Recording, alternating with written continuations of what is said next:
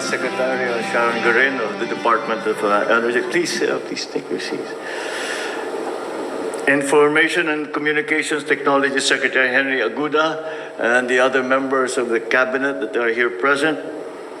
And of course, our very valuable partner in not only these programs for the provision of power for even the most isolated places, Meralco Chairman and Chief Executive Officer Manny Pangilinan, the ERC Chairperson and CEO Francis Saturnino Juan, and the other commissioners who are here present, Meralco executives and personnel, local government units officials, fellow workers in government, distinguished guests, magandang umaga po sa inyong lahat.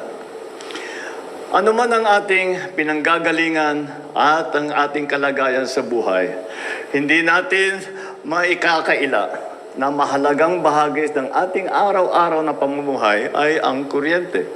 Sa maraming paraan, ang kuryente ay ang nagsusulong sa ating pag-uunlad.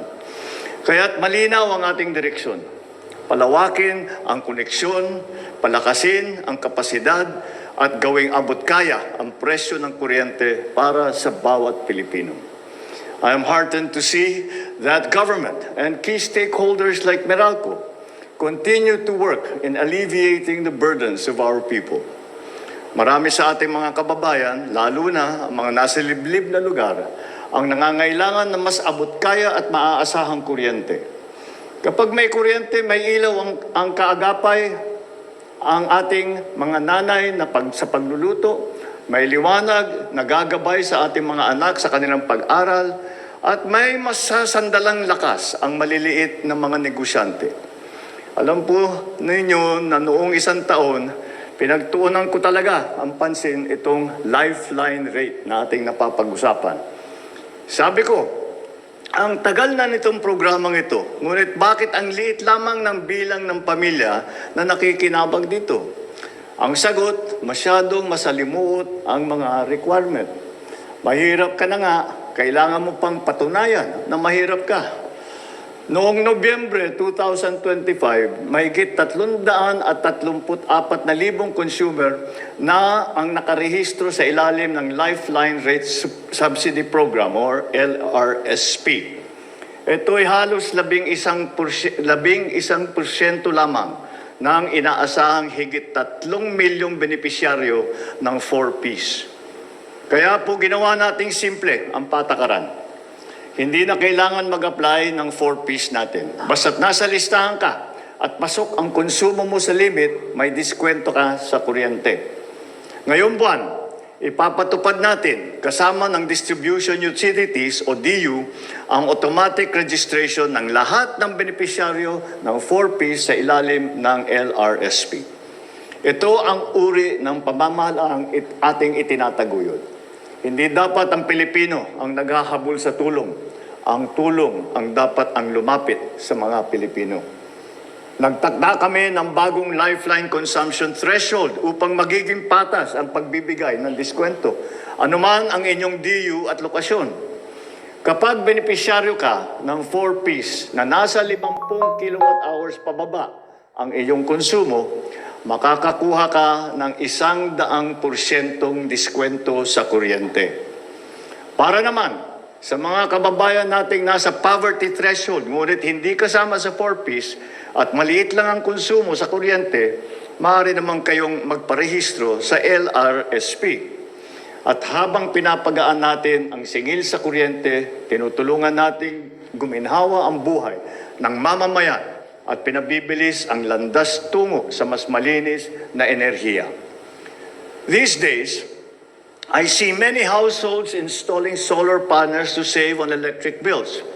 I myself, in Ilocos Norte, installed on our house the solar panels.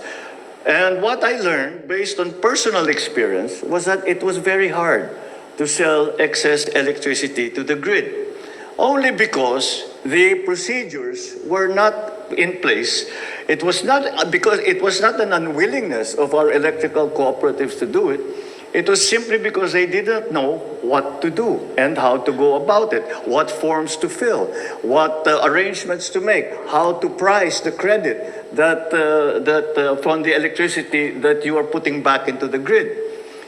This net metering program enables households now and businesses to install renewable energy systems such as solar panels and sell surplus electricity back to the grid, lowering their bills while contributing to the power supply. This program has been around for more than a decade, institutionalized under Republic Act number 9513 or the Renewable Energy Act. But the lack of clear rules and capacity building for electrical cooperatives made it so frustrating to apply for net metering. Now, after sitting down with the Department of Energy and the ERC, we have found a way to make it easier for our people to participate in the net metering program. Upang mapadali pa ang proseso, nilagdaan ng DOE, DILG at DPWH ang Joint Memorandum Circular na nag-uutos sa mga lokal na pamahalaan na gumamit ng standardized application form at sumunod sa itinakdang turnaround time kapag kumpleto ang mga requirement.